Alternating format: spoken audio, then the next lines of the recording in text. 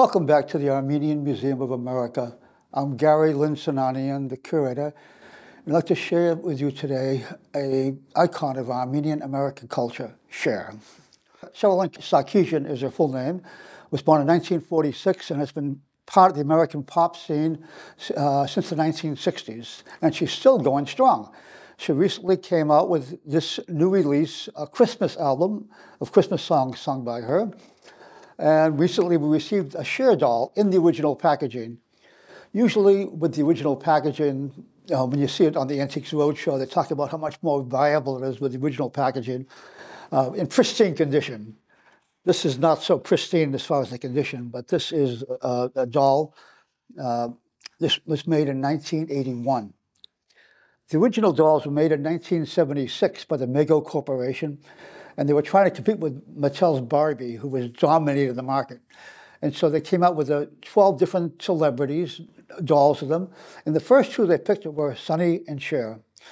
We don't have a copy of that original doll. The original doll had articulated arms so you could move them, so she could hold a microphone, the doll.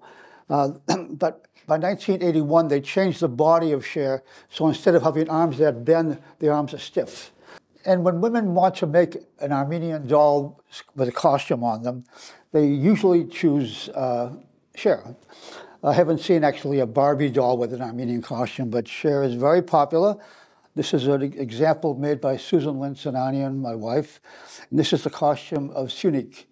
And it's usually a red dress with a green outer jacket, the way the veil is covering the mouth, very typical. It's not quite covering here. And these are other examples made by other women of Armenian costumes. And this is a more ancient Armenian costume. Well, these two are costumes of the Javak area, Akalska. And you can see the original dress from the area right here. And the same idea with these. With the apron here, they put a little bit of marash cords in order to indicate that it was an Armenian, which is kind of ironic because actually marash cord was never used on aprons like this. But for this, it's used on it. And of course, the other things, Cher's recordings. We have LPs of her, books, CDs.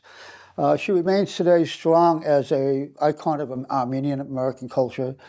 And we're happy to have these objects in our collection. The Armenian Museum would like to share these objects with you. Thank you for joining us. We thank Michelle Collegian, the president of the Armenian Museum of America, for making this film series possible. Until next time, stay safe.